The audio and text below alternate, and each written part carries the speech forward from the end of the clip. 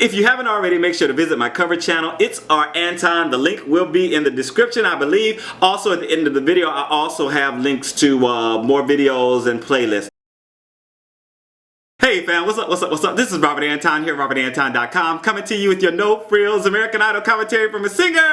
Let me tell you, I'm glad they picked up the pace and they upped their game tonight. I am so happy. Let me tell you what happened. It's the last night at the Viviana in downtown LA, and the second batch of the top 24 get to duet with Idol Alum Jordin Sparks, Kellie Pickler, Constantine Maroulis, David Cook, Daughtry, and Reinhart. Just like last week, they'll then find out what 7 are staying and what 5 are going home. Let's get right down to it. We started the show with Amelia, Eisenhower, and Kellie Pickler doing Suds in a Bucket by Sara Evans, and they seemed to have very good chemistry in rehearsal, and Amelia played the fiddle on stage. They sounded good together and this tempo was rocking. Great way to start the show. Amelia really became a rock star when she was playing, and Kellie was trying to get her to transfer that so that she shines more when she wasn't playing. I think she came out of her shell a little more on this. Harry said Amelia came out fighting. Keith said she stepped up really great. J-Lo called it a really good job and thought Kellie was the perfect mentor for Amelia. Kory and Reinhart did Bennie and the Jets by Elton John,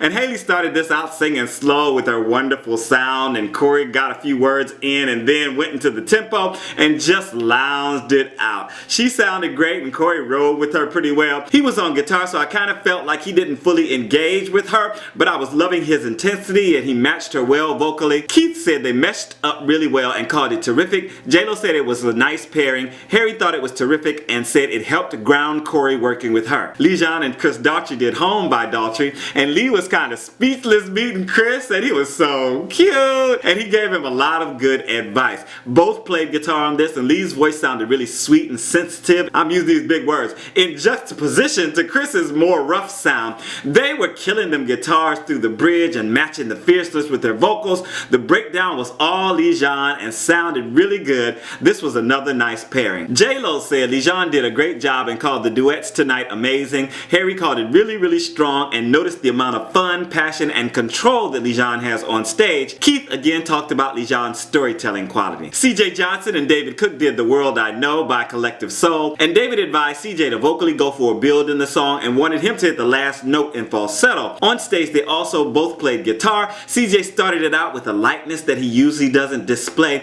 He's a hard driving rocker, and I like the effect and the different shades in his voice with this softer sound. David was chewing gum on stage and being a rock star or whatever. This was sweet and surprisingly tender though. Harry said it's obvious he plays gigs all the time, talking about CJ. Keith said he held his own very well. J-Lo told him it felt mellow but wished it had more of a performance quality. If you wish I had more of a performance quality tonight, please make sure to thumb up the commentary and let me know that you are watching, that you are engaged, that you are here with me. I thank you guys so much for your thumbs. Manny, Torres, and Jordin Sparks did No Air by Jordin Sparks featuring Chris Brown, and Jordin gave Manny some really great lyric study notes, and she was telling him when you speak the words to somebody the way that you would normally speak when you talk that way, that it should bleed into the way you perform, and she wanted him to get really vulnerable. On stage she was gorgeous and sexy in a small red dress and really demonstrated how to perform the lyrics. Manny of course sounded good, but she was directing him a little bit, and he's got such swag and chutzpah, and I didn't think he really tapped into the vulnerable side that she was trying to get him to display while her emotions were all over the stage. They sounded good together though. Keith thought they were great together and called it a powerhouse duet. J-Lo said it couldn't have been more perfect. Harry talked about his charisma on stage and called it a good vocal performance. Jenn, Blosil, and Constantine Maroulis did My Funny Valentine, and she started this on stage alone, I thought, but then he was just off to the side and the camera wasn't looking at him. But anyway, she was mesmerizing. Loved how this song sounded in her voice and the little looks and things she was giving in her movements. She was trying to flirt. Constantine's voice was soaring and their styles were a little different, but I liked the way they melded into each other vocally. Jenn did what she does, he did what he did, and the music met in the middle nicely. Keith stood for them. J-Lo called it the embodiment of the perfect duet. Harry said it turned into a shouting match. What? Keith loved it and marveled at how Jenn dominated the whole thing. Tristan, McIntosh, and Kellie Pickler did Best Days of Your Life by Kellie Pickler, and I didn't like how Kellie dominated the harmony at the beginning of this because Tristan was on the lower harmony and she wasn't quite, getting in there. Kellie started out the verse also, and then Tristan took charge, but all with a little nasal, very forward production. The music seemed to really be loud behind them also, and they were fighting through the sound. This wasn't as good as I expected it to be. Harry called it pretty good, but encouraged her to not rush and to sing in the pocket, and noticed her inexperience. Keith felt like the opening harmony was shaky pitch-wise.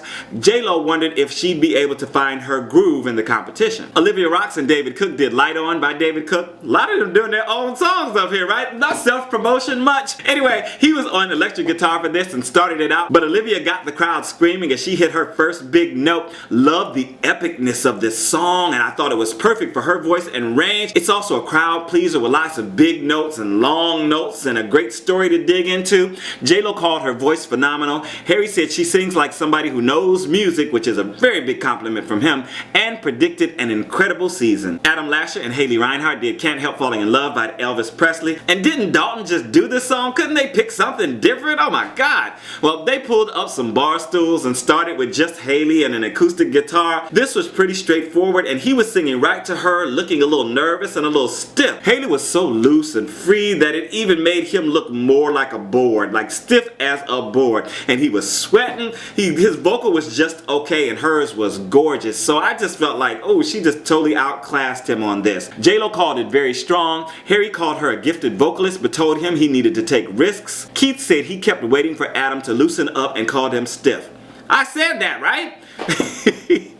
Dalton, Rapatoni, and Daughtry did Higher Ground by Stevie Wonder, and I was worried about this performance before they even started because I didn't feel like Dalton would be able to arrange it to fit his style, and it started out rocking and loud and a little spastic. Dalton had great energy while Chris was a lot more conservative and sly with it, It was really just different styles of performances. Both were good, but this wasn't as great as it could have been for Dalton. Harry thought it was solid but gave all credit to the band. Then him and the crowd tried to get Ryan to sing on the song, and Ryan was like, no. And Keith noticed how differently they approached the performance. J-Lo said they both gave a dynamic performance in their own way. And then Brian Seacrest just broke the whole place into all kinds of fits of laughter and love doing a remix of R. Kelly, the remix to Initial remix. I was like, oh, go ahead on, Ryan.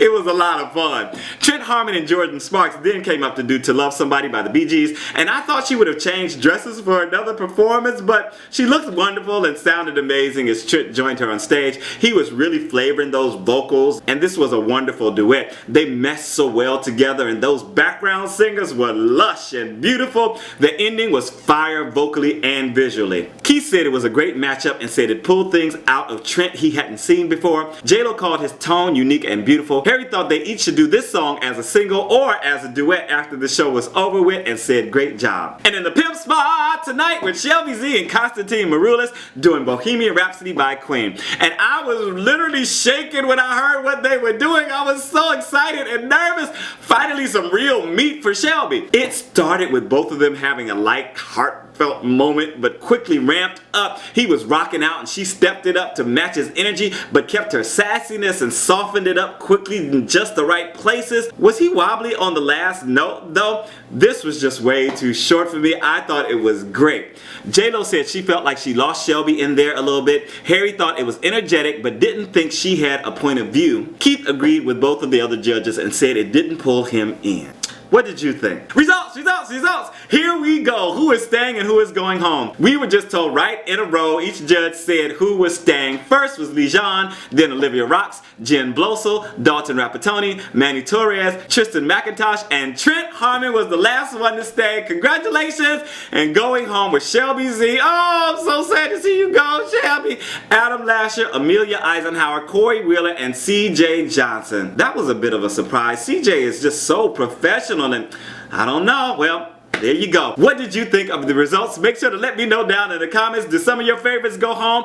If you thought that someone else should have gone home, whose place would you have them take? Make sure to let me know down in the comments. Next week, Kelly Clarkson will be sitting at the judges table and performing her new single. We also start public voting. Oh God, what a show, what a night, what a place! Did you have a good time? Please let me know. This is Robert Anton. I am out.